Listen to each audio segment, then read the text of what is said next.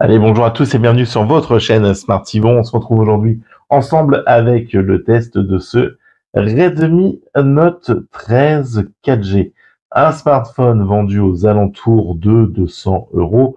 Que vaut-il réellement? Que peut-on en attendre? Réponse dans le test qui va suivre juste après le générique. Ne bougez pas, restez bien accrochés, c'est parti.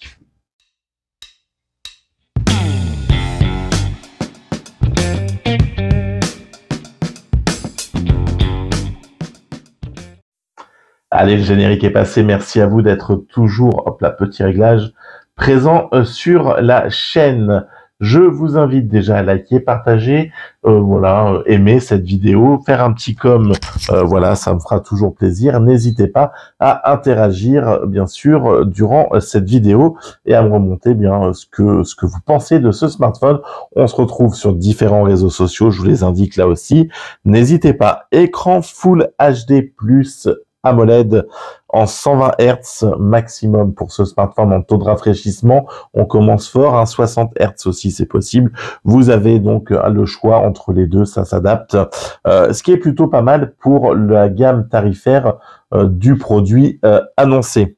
Un Qualcomm Snapdragon 600, ouais, je suis un peu bilingue, 685 couplé donc à 6 Go de RAM et 128 Go de stockage pour ce modèle. Vous pourrez en attendre un peu plus avec un modèle en 8 256 et normalement on peut venir étendre la mémoire RAM. Voilà, j'y suis, et venir le pousser avec 6 Go supplémentaires, donc le faire en 12 128. On va donc prendre sur la mémoire pour venir augmenter donc ces gigas et passer donc concrètement en 12 122. On se débarrasse tout de suite parce que je l'avais oublié sur le dernier test, des appels et du GPS. Tout est OK, pas de problème de réception, pas de problème d'appel et pas de problème de GPS. Et enfin, il est full band 4G, 3G, 2G, pas de 5G sur ce modèle-là. L'appareil photo, on en parle, hop, voilà, c'est un 108 mégapixels. Vous avez un ultra grand angle en 8 et enfin un macro en 2. J'aime beaucoup le design. Par contre, on va voir que voilà, ça va prendre les traces de doigts, les petites saletés. Tout à l'heure, j'étais hop là faire quelques clichés avec dehors et on voit que j'ai de la sève d'arbre juste ici. Le coloris, vous l'avez en noir, en bleu et en vert. Là, on est sur le coloris vert. Celui-ci aura moins tendance à prendre les traces de doigts, mais néanmoins, eh bien, on les voit quand même un petit peu. Pas de coque de fourni à l'intérieur. Bon, c'est regrettable. Les appareils photo viennent donc déborder, hop là, de la partie dorsale donc du téléphone. On voit bien que ça dépasse, mais je trouve ça plutôt équilibré, plutôt joli. On trouve là la LED. Bon, c'est plutôt bien foutu. Le téléphone en lui-même est propre, plutôt joli. Le capteur d'empreinte est sous écran réactif, bouton power, volume plus moins. Sur le dessous, on trouvera le tiroir SIM, l'USB type C, le haut-parleur et enfin à l'étage, on trouvera le haut-parleur, la prise jack, le capteur de luminosité, l'infrarouge, et enfin un écran poinçonné. C'est plutôt bien foutu, c'est plutôt bien pensé. Là-dessus, franchement, rien à dire. Le design est propre et on n'a pas l'impression d'avoir un smartphone d'entrée de gamme aux alentours de 200 euros. Faut dire que le côté plastique, un petit peu là, est emprunté un peu à ce que fait iPhone. J'ai mon lave-vaisselle qui bip, ça m'énerve. Un peu emprunté à ce que fait iPhone, avec ce côté un peu plastique métallique. Bon, non, c'est bien fini, c'est bien pensé là-dessus.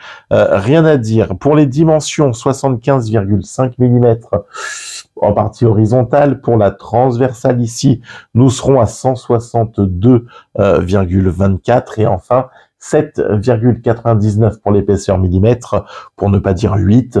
On est sur un smartphone qui est donc plutôt correct pour la prise en main, un poids de 199 grammes. Je préférais les 177, bien sûr, du Motorola, mais bon, voilà, on fait avec. Celui-ci est quand même plutôt agréable à utiliser. Wi-Fi 5, Bluetooth 5.1, empreinte sous écran. Voilà, pas de Wi-Fi 6, etc. Il fallait faire des concessions, bien sûr, sur la fiche technique.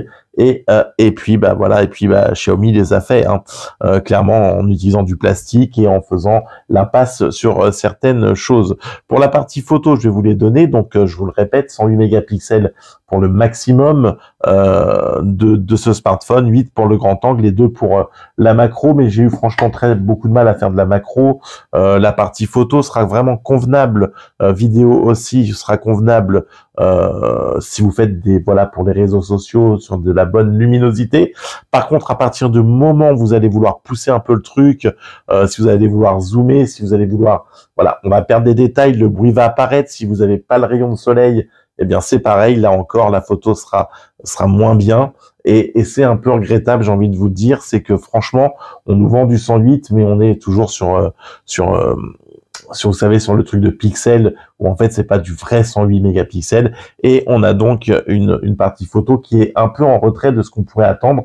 J'ai trouvé par exemple la partie photo meilleure sur le Motorola G54 clairement que sur ce Redmi, mais néanmoins je nuance parce que quelqu'un qui fait des photos de Tata Suzette à Flunch, ça fera amplement l'affaire et vous pouvez le voir sur les photos qui défilent. C'est vraiment si on veut venir un peu titiller ce smartphone parce que clairement un utilisateur lambda en tirera toute satisfaction dans ces clichés. Android 13, vous avez bien sûr la surcouche de Xiaomi, vous êtes donc sûr d'avoir un suivi. On est toujours sur Mi 8, mais ça doit... je sais qu'ils vont arrêter Mi 8, normalement ça va rebasculer. Enfin bon, en attendant, donc c'est comme ça. Tac, voilà, donc vous avez les paramètres, vous allez donc pouvoir venir, eh bien, personnaliser votre smartphone. Vous avez le petit, hop là, normalement, Always on Display aussi qui est disponible ici. Là, vous avez les côtés qui peuvent s'éclairer. Alors tout à l'heure, il me l'a fait, mais maintenant, il ne me le fait plus. Enfin bon, vous avez différentes options personnalisables. On aime ou on n'aime pas, mais Mi 8 est là et ça permet quand même d'avancer un peu et de faire des choses sur ce qu'on a envie. La partie gaming, eh ben on va s'en débarrasser aussi. La partie gaming, j'ai envie de vous dire, avec un processeur Snapdragon 685, on est clairement pas sur le processeur du moment. C'est un processeur qui a déjà vécu, qui a fait ses preuves, mais qui est néanmoins n'est pas le processeur du moment, n'est pas le meilleur pour faire tourner tous les jeux. Donc les petits jeux rigolos, Fall Guys, Candy Crush, enfin voilà, des jeux qui demandent peu de ressources tourneront bien évidemment sans aucun problème. Par contre, sans dire que c'est injouable, on va dire que PUBG, Call of, par exemple, Asphalt 9, ou même Fortnite ou Genshin Impact, seront impactés. Et ouais, la transition seront impactés par les capacités de la puce, enfin, du processeur. Et là, clairement, c'est pas injouable, mais c'est pas ce qu'on aura fait de mieux. Et on passera un peu notre chemin pour les grands gamers. C'est pas le smartphone qui vous faudra concrètement. On a un smartphone qui est plutôt sympa, plutôt joli.